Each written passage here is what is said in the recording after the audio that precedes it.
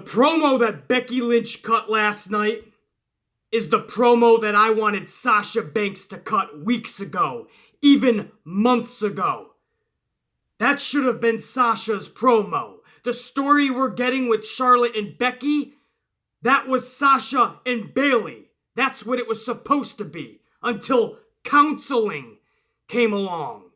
And before you know it, they're in some odd boss and hug connection. What the fuck is a boss and hug connection, you ask? It's simple. It's when two people get together and lose to the Riot Squad every week. Meanwhile, on SmackDown, they have that epic Sasha and Bayley storyline now. And it is now the Charlotte-Becky Lynch storyline. And those are the two best friends that are going at it. What we should have been seeing with Sasha Banks and Bayley, for some reason they put the brakes on that. Maybe the long run game is to put tag team women's championships on Bayley and Sasha. Like that's any consolation prize for being kept off of WrestleMania, for being kept off of SummerSlam, for losing to the Riot Squad every fucking week, for being in non-existent storylines every single week. The end game for Sasha and Bayley is, or fuck Bayley, the end game for Sasha is a tag team championship for what, 2 or 3 months? Vince will take it right off of them, so all of this missing the big pay-per-views, missing all these big storylines, sometimes being kept off of the show.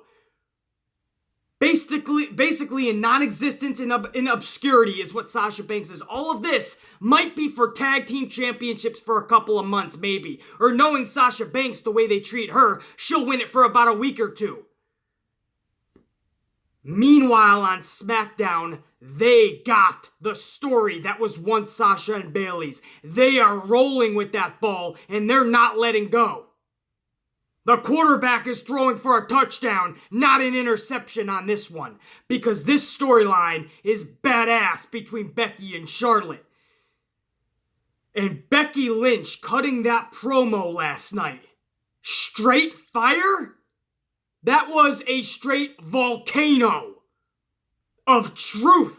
And nothing but the truth. Not our truth. I'll be getting to him later on in his segment with Carmella, because that's an LOL moment if I've ever seen one. But this was truth after truth. A pipe bomb for Becky Lynch if I've ever heard one. Talking about how the fans never #give Becky a chance.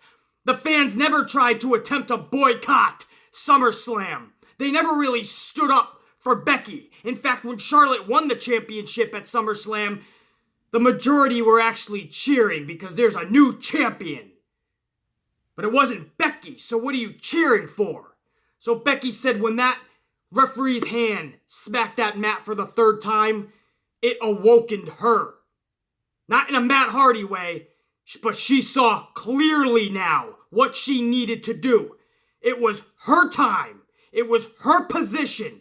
Charlotte came in and stole her time, stole her position, and stole her opportunity and championship. So when that referee's hand slapped that mat for the 3rd time, Becky knew what she had to do. And that was to take Charlotte out herself, what should have been done long ago. But Becky was going to do it now. Starting now, this is a new Becky Lynch. And she doesn't need, nor does she give a shit about the opinions of the fans in Barclays, in Brooklyn, or anywhere around the world. This is a heel Becky Lynch. For anybody who thought SummerSlam, there was a lot of fans that said, I don't think it's a heel turn, BC. I think it's just a new frustrated character. Nope. That promo tells you she's the heel. Now here's the other side to that. Charlotte in Brooklyn, obviously, is when Becky Lynch has that much fucking fire and momentum, the cheers are gonna go for Becky. Charlotte was obviously getting the majority of the boos. Once you start getting back into middle America and you start getting into those small towns and smaller venues as far as city-wise, right? Those smaller cities around the fucking world, not as big as Brooklyn, not as big as fucking Chicago. Once you start getting into those, Charlotte will start getting those cheers. They will start treating Becky Lynch as more of a heel. That was just the Brooklyn crowd that is really going to be ecstatic for Becky. And to make sure of that, if Vince really wants Becky as the heel and Charlotte as the face, they're really going to have to drive home the fact that Becky Lynch doesn't need or want the fans. So she's going to have to trash them every time she picks up a mic.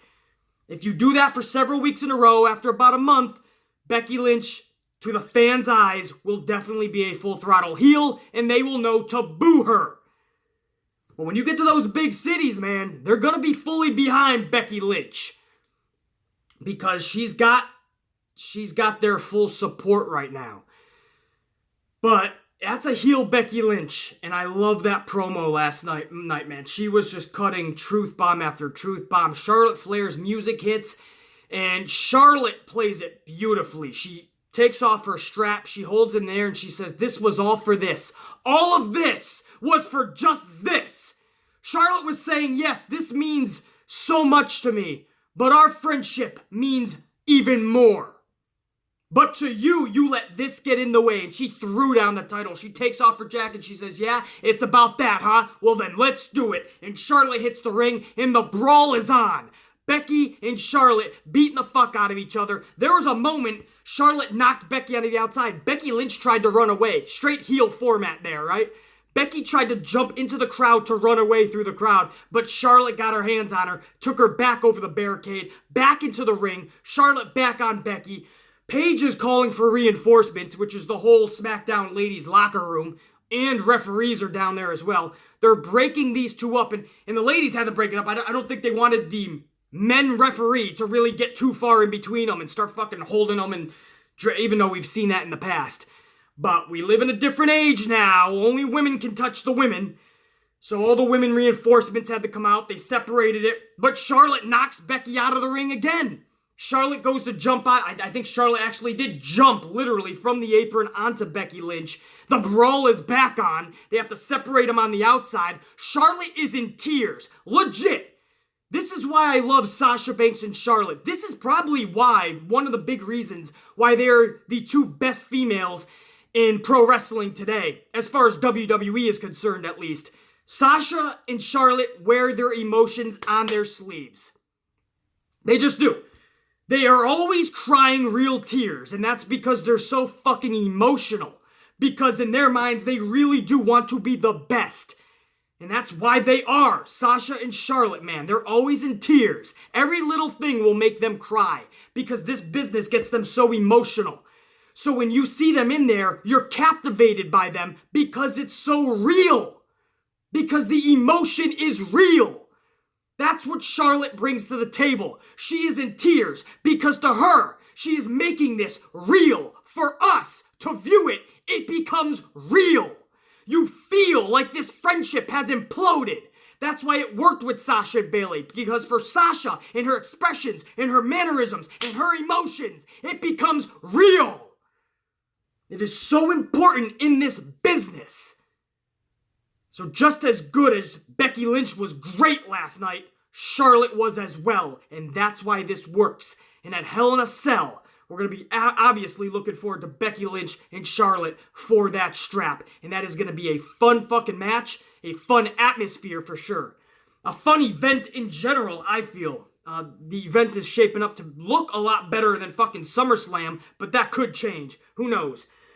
This could be a fucking rematch in a cell. You know, the whole card could just be a bunch of rematches. Who the fuck knows? But I know that I'm looking forward a little bit more to this card than I did going into SummerSlam. Luckily, SummerSlam ended up being a good pay-per-view. But I want to be interested from the beginning. I want to be interested in the pay-per-view build. Not have to go into a pay-per-view and going, this sucks on paper, hopefully it's good. I want to go into a pay-per-view and say, hey, that's a dynamite card. If you have Charlotte and Becky with this type of story going into Hell in a Cell, fucking sold. Just like another match at Hell in a Cell, which is Daniel Bryan and Bri Bella versus Miz and Maryse. What I've been saying for weeks now has to happen is that mixed tag match. And it will officially happen at Hell in a Cell. We found that out last night as well because Miz was in the middle of the ring starting off SmackDown with his wife by his side, Maryse, and he was doing a retirement speech, but not from pro wrestling, a retirement from ever taking on Daniel Bryan again. And he was talking his shit, talking his jazz, flapping his gums, and here comes Daniel Bryan. And Daniel Bryan says, please, Miz, for once in your life, please shut up. So Miz, of course, doesn't shut up. He keeps going. This brings out Bri Bella. Actually, Maryse grabbed the microphone and told Daniel Bryan, you might as well just change your name to Daniel Bella. This brought out Bri. Maryse hightailed it out of the ring. Miz went to step in front of Bri, but Bri was having none of it. The second Bri hit the ring, Bri started throwing bows at Miz's dome piece. Miz goes out of the ring thanks to Daniel Bryan's clothesline over the top rope, and Bri and Daniel Bryan are standing tall. That's when Daniel Bryan informs Miz and Maryse that he just got out of the backstage area with Paige, and he's the bearer of bad news for Miz and Maryse, because at Hell in a Cell, they will be taking on Daniel Bryan again, but it'll be with Bri, and Miz, you will have Maryse in your corner as your tag team partner, man. So this is a mixed tag match I definitely wanted to see. I wanted to see it after Hell in a Cell, though. I felt Miz going over on Daniel Bryan at SummerSlam was the right thing to do. I felt there needed to be a second match where Daniel Bryan goes over because of Bri Bella helping out Daniel Bryan. So in other words, Maryse goes to help Miz again for the second time at Hell in a Cell, but this time Bri says, oh, fuck no. And Bri takes out Maryse, causing the distraction for Miz. Miz is like, what the fuck are you doing to Bri, who just took out his wife? And Daniel Bryan gets the upper hand. Now we're 1-1 after Hell in a Cell. Then we go in to the 2-on-2 mixed tag match. Husband, and wife. Looks like they want to fast track that to Hell in a Cell.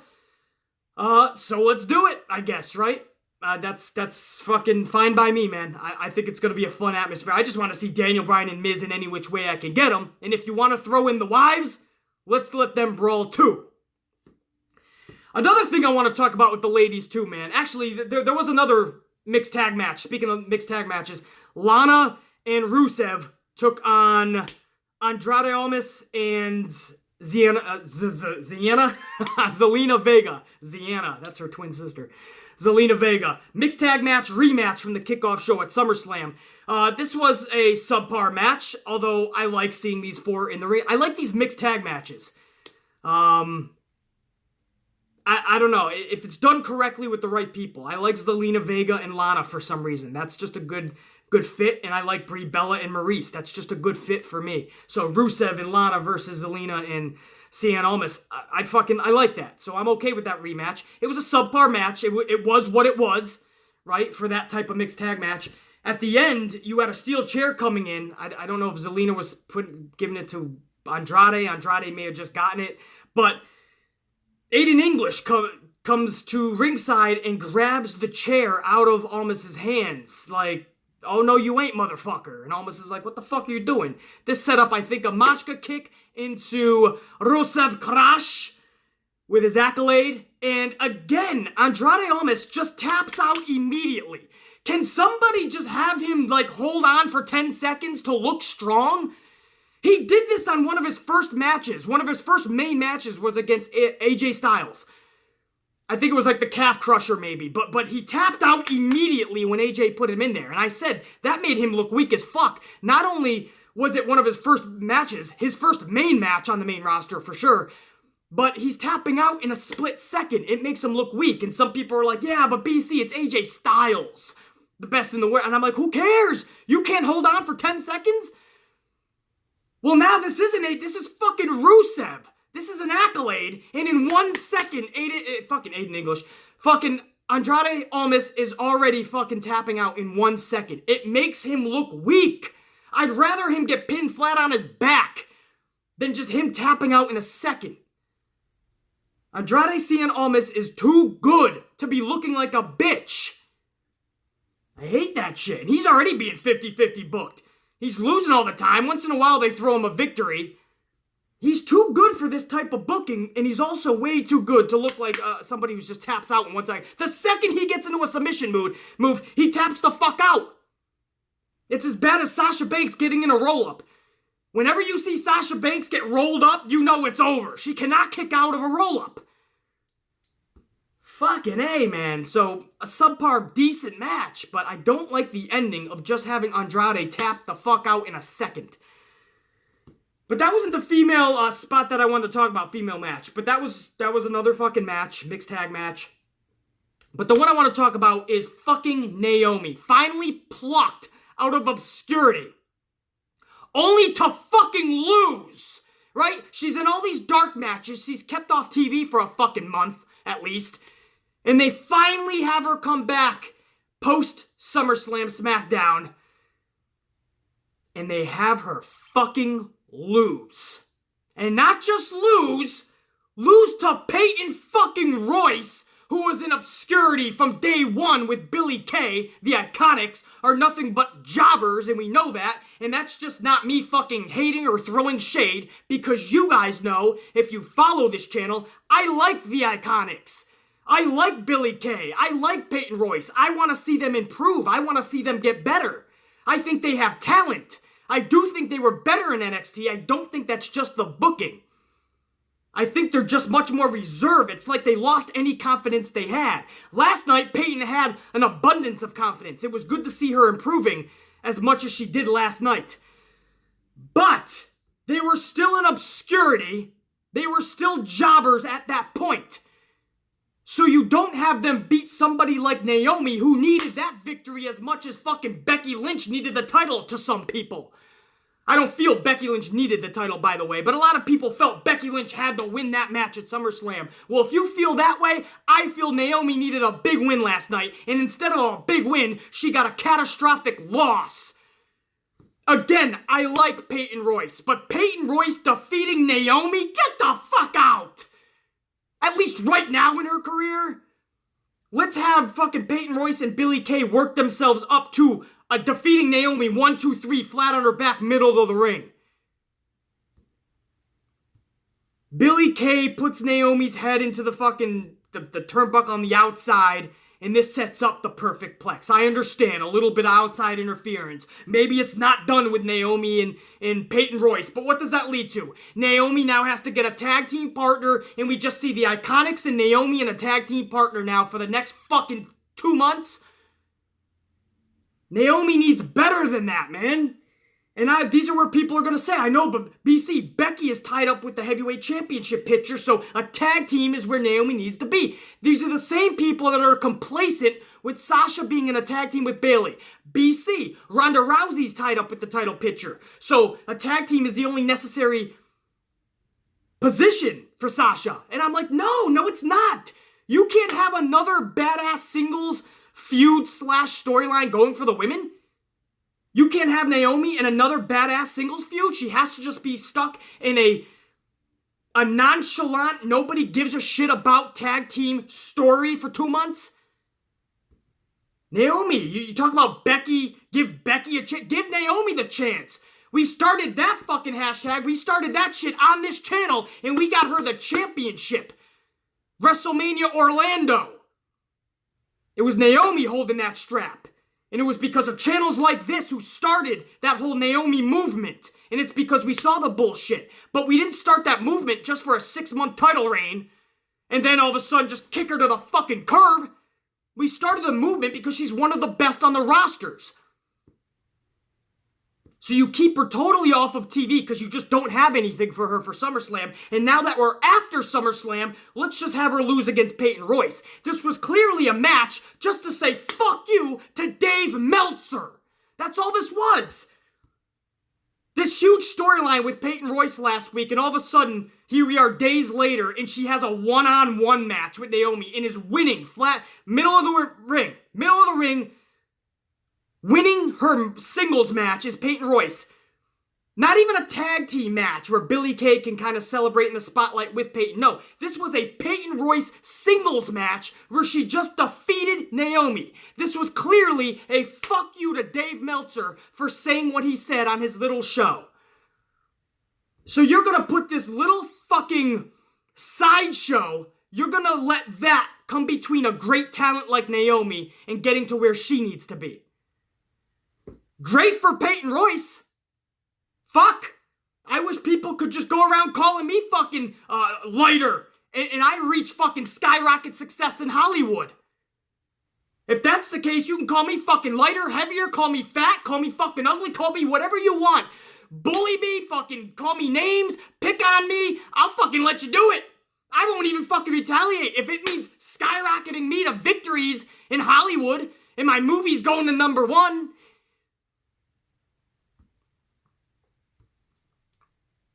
Fuck, man. Peyton Royce calls out Meltzer, and all of a sudden, she's beating Naomi in singles action. Her biggest win to date on the main roster, easily. Naomi's fucking too athletic for this shit. Naomi is too good as a wrestler. Give Becky a chance. That's awesome. I'm still carrying my hashtag from last year. Give Naomi a fucking chance. Bullshit. Moving on. We had a couple of good fucking matches here last night on SmackDown, guys. And I will say this. SmackDown drew the short straw because they were the fourth and final night of action in Brooklyn. And by then, you're tired the fuck out. I don't know if you guys ever attended one of these long weekends. You have NXT on Saturday, you have SummerSlam, you have Monday Night Raw, and then you have SmackDown. It's all in that arena, guys. And it's 75%, I would say, have been there for multiple events. If not all four, at least a couple. So they've either lost their voice, their energy is depleted, they're gone. So SmackDown had to pull out some awesome shit last night to get anybody remotely excited. So if anybody thought the crowd wasn't super ecstatic, it's because they're on night number 4. They're depleted of their energy. So WWE still brought it last night, though. They opened the night off, card-wise as far as matches, with Jeff Hardy taking on Randy Orton. Now, this is something we still expect to see at Hell in a Cell because it is advertised, and after last night, it doesn't look like it's finished. But they had a decent match inside the ring. Obviously would have expected a lot more, and I think we'll get it at Hell in a Cell. They obviously were reserved. But this was Jeff Hardy getting himself disqualified, just like AJ Styles did at SummerSlam against Joe. Jeff Hardy kicks Randy Orton right in Shinsuke Nakamura's favorite place to hit people, right? Right in the fucking midsection, right in the cajoons, right in the fucking how you doings. And this gets him disqualified, but Hardy doesn't stop there. He continues to beat the shit out of Orton like Orton's been beating the shit out of Hardy for weeks. Hardy's throwing over the commentary booth. He's fucking throwing him over the barricade. He's fighting him through the crowd. He finally gets to the electrical equipment up by the staging area. He sets Orton up at the table. He goes up on some electrical equipment boxes, and he does a huge high-flying swanton bomb flat square into Randy Orton. Not one of those grazing swanton bombs. This is one of the ones where he landed square on top of Orton. You can tell Orton got fucked up. Orton's got some of the dressing on the table on his head. Orton just looks like he done got fucked up. And Jeff Hardy gets the upper hand. Jeff Hardy finally gets one over on Randy Orton. But don't count Orton out, guys. Orton's going to come back probably next week and extract his revenge, and this is going to be an ongoing saga into Hell in a Cell. But for last night in Brooklyn, that's a cool fucking spot. When you know that crowd is depleted, how can you get them somewhat intrigued about what they're watching? You have Hardy do one of his high-flying high spots up on some electrical equipment at the staging area, and you have him doing a high-velocity swanton bomb. That's one way to kick off the action for the night.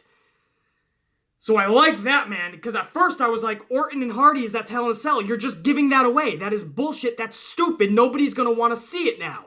But on the other hand, you've already had Orton attacking Hardy for weeks now. Can you just have that keep going for 4 more weeks? I think if they don't fight again until Hell in a Cell, and they just interfere or cross each other's paths backstage, or Orton jumps Hardy, if they just do that shit in the next 3 weeks, then we're going to be fine. But they can't have another match until Hell in a Cell. So that ended up actually being good. The other fucking match ended SmackDown. That was the New Day versus the fucking Bludgeon Brothers. Just like the Swanton Bomb, the high spot that was done, you have to get Brooklyn electric as much as they can be because, again, they're depleted of their energy. And again, most probably don't even have their fucking voices. So how do you do that? You put them in a Brooklyn, basically a street fight, right? This is a no disqualification match. And the Bludgeon Brothers in a no disqualification match is just fun. They're chucking the commentary chairs at people's heads. They're picking up their fucking mallets. They're going through barricades. They're chucking chairs. People are going through ladders and tables. Fucking great. When it was all said and done, the New Day ended up winning this match and becoming the five-time Booker T would be proud Tag Team Champions. Their third SmackDown title reign, I believe, and their fifth overall. So, congrats to the New Day. I felt that the Bludgeon Brothers had to walk out of SummerSlam with those straps. So that was crucial. Doesn't matter how. They had to walk out. If they wanted to end Brooklyn's 4-day spree on a really high note, I think that's what this was for. Vince McMahon, this was the thank you from WWE to Brooklyn. They wanted the night in the 4-day spree to end on a very high note. They wanted to end with a little bit of a celebration. So you had the New Day pick up the Tag Team Championships. I thought this was a kick-ass match. Obviously, it's no DQ with the fucking Bludgeon Brothers, so I'm down. Where do they go with the Bludgeon Brothers? We know New Day was going to be fine whether they had the championships or not. We know they're going to be highly entertaining. We know they're going to have good shit going forward. But where do the Bludgeon Brothers go? That's my question, man. Now that they're not going for tag straps, or do they just have a rematch maybe at Hell in a Cell? Does it go back to Bludgeon Brothers at maybe Hell in a Cell? Possibly. Maybe this was literally just to give Brooklyn a little bit of a celebration, give the championships over to New Day for a few weeks. But if not, where do you put the Bludgeon Brothers? If you got nothing for them, bring them over to Raw and put them with Braun Strowman. Because if you put 6 men inside of the Hell in a Cell, 6 men, the Shield versus Braun Strowman and the Bludgeon Brothers, that's a take my fucking money pay-per-view event, not just match. That just made the event. A lot of people were thinking what I originally thought. AOP with Braun Strowman. But they don't really fit. In the way they booked the AOP, they're not monsters yet. They booked the AOP like a couple of fucking clowns. They really are. They're jokes right now. It took them fucking 10 minutes just to beat Titus O'Neil again this past Monday. They haven't booked them correctly. They might still be Braun's tag partners if they're going to do a 6-man tag, but I don't feel they booked them properly enough to be such. But I understand the visual would be badass. But if that's the case, I think War Machine would be much better with Braun Strowman. Or, I'm sorry, are they the War Raiders? Is that what they're calling it, NXT now? They're the War fucking Machine. They would look dynamite with Braun Strowman. But my first choice, Bludgeon Brothers. I always felt the Wyatt family was dynamite. They just started being booked like absolute jokes. But the Wyatt family at one point was dynamite. Think about this. Bray Wyatt, Braun Strowman, Luke Harper, and Eric Rowan. Nobody can really take them the fuck out. Except for booking. And booking ended up taking out the Wyatts. That was bullshit. But I would like a little rekindling. If you got nothing for Bludgeon Brothers, do a little bit of a trade. Bring them over to Raw. I think that would be badass. But that's how SmackDown ended. We faded to black, and SmackDown has new tag team champions with the New Day. That is fucking huge. That's not all that happened on SmackDown last night, though. And AJ Styles was a huge part of that show, wasn't he? Now, AJ Styles was up at the podium doing an interview. You guys know this. I say it all the time. I love when the podium is up near the stage. In other words, you're not just doing an interview or a promo in the middle of the ring. There's a separate podium up at the staging area. That's the shit I grew up with back in the 80s with me and Gene Okerlund. That's the cool shit. That's when fun shit used to happen and people used to attack and set up stories and set up feuds at the podium. I always remember Ultimate Warrior. Didn't even have to have somebody coming out to attack you. Ultimate Warrior was doing an interview with me and Gene Okerlund at that podium. And he was about to take on Papa Shango. And Papa Shango cast a spell on him. And Warrior was doing his Warriors. He was doing his fucking thing. And all of a sudden, this weird black shit started coming out of Ultimate Warrior's fucking skull, is what it looked like. But it was coming down his hair. All this black gunk was just dropping. Nobody knew. Gene Okerlund was like, what the hell is going on? Warrior doesn't know what's happening. He's fucking feeling his face. All this black gunk just starts dropping. And Papa Shango casted a fucking spell on him. And all this shit is dropping up at the podium, and Mean Gene Okerlund hightails it, and Warrior doesn't know what's happening. He's like, Warriors! Something little like that at the podium is what I remember 20-something years later. Because it was different. Get away from the ring once in a while, will you? That's what happened last night, man. AJ Styles getting an interview with Renee Young, and Samoa Joe interferes, man. And it was perfect. The camera has got a close-up with AJ Styles because he means what he says to Samoa Joe. He's had enough. That's why he got himself disqualified Sunday. It wasn't because he thought he was going to lose his strap. He had enough with Samoa Joe, bringing in his family in the whole Who's Your Daddy at SummerSlam. So the camera is pointed close-up with AJ, and AJ just falls flat on his face. And then the camera pans out a little bit, and you see Samoa Joe, and he puts him immediately in the coquina clutch. And he puts AJ Styles out. And he grabs the cameraman literally by the arm, and he says, come here, grabs the microphone, and he tells Wendy, he says, Wendy! He says, AJ Styles is talking about putting the kids to sleep, but that ain't gonna happen because AJ Styles is already put to sleep. I believe his exact words were, AJ's already gone night-night. And he throws the mic.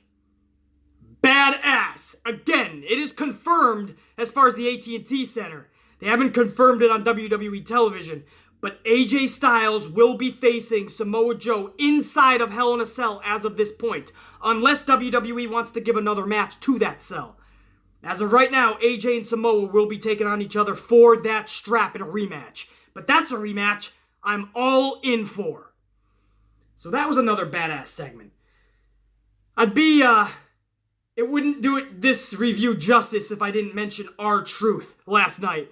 Backstage, Paige is with Carmella, and R-Truth says to Carmella, where have you been? I've been looking all over for you. You trying to dodge me? R-Truth is still trying to get his match with Carmella because he thinks if you beat Carmella, he can get a chance and a shot at the championship. Because that's how Charlotte did it for SummerSlam, by beating Carmella. So Paige has to tell R-Truth that no, that was just for Charlotte. You cannot face Carmella for a title shot. And R-Truth, it looks confused. He looks at Carmella. He says, you got lucky. And R-Truth takes off. Carmella and Paige end up talking. Paige tells Carmella, next week you will have your rematch against Charlotte. I fully expect Becky Lynch to interfere in that match, by the way. But as Carmella is moonwalking out of the shot, we hear a little bit of a scream off camera. And Paige yells out, Truth, put her down. Come on, man. R-Truth is fucking straight gold. Gold. And he can go in the ring. You could do so much with R-Truth. Love Truth, man. I really want to see more of him. The comedy and him in the ring. I don't think R-Truth ever got a real legit push. His closest one, I know he's had championships, but never huge push. His biggest one was when he had that little Jimmy gimmick. I love that. Started getting stale because booking started running out of ideas. I think they could have kept that longer. But R-Truth made me fucking laugh, definitely. Again, R-Truth always gives me an LOL moment, man. That was the majority of the show, guys. That was basically everything. A kick-ass SmackDown, obviously. When you're running on empty, when this is your 4th out of 4 straight days of action for WWE, you know the crowd is running on empty. The superstars are probably running on empty because days before the action even starts, starting on Saturday night, they were in Brooklyn doing all these media appearances at 4 or 5 a.m. starting their day. And it all culminated last night, and they all brought their A-game, whether it was a promo, an interview, or a straight-up kick-ass match. I am so proud of that entire roster, and I, as a fan first, before I'm an analyst for pro wrestling, before I'm a reviewer and a critic, I am a fan first. So as a fan, I want to thank each and every performer that performed for me and for the entire WWE universe and for the entire pro wrestling world. Every single performer that performed this whole entire week, I want to say thank you. And that's WWE and outside. I know there were some local brands as well that were around, companies, organizations, federations, if you still call them that. I remember World Wrestling Federation, WWF. But I want to thank everybody who came out to entertain, man. And hopefully everybody was safe and sound. by the end of the event and able to go home to their loved ones and able to go on and entertain another day. Honestly, means so much because I love pro wrestling and I love every single motherfucker that does it. Whether I'm critical of them or not, whether it may seem I'm negative to them or not, it's just to see everybody improve and be the best. If it seems that I'm harsh sometimes, it's tough love, I promise you. I want to see everybody succeed. Unless your name is Josh Matthews, I got nothing but love and respect. The Amplified Man. Amplified coffees, amplified ass whippings. You guys know the deal. Amplified Q&A tomorrow, my favorite video of the week. If you got any questions, drop them down below or over on Twitter. The Amplified Man's cash in the fuck. What a huge SummerSlam week, man. Sad to say, it is over for 2018. We'll go on now to Hell in a Cell, and we'll start building that up. For now, Amplified Man, I'll see you guys tomorrow for Q&A. Check you later.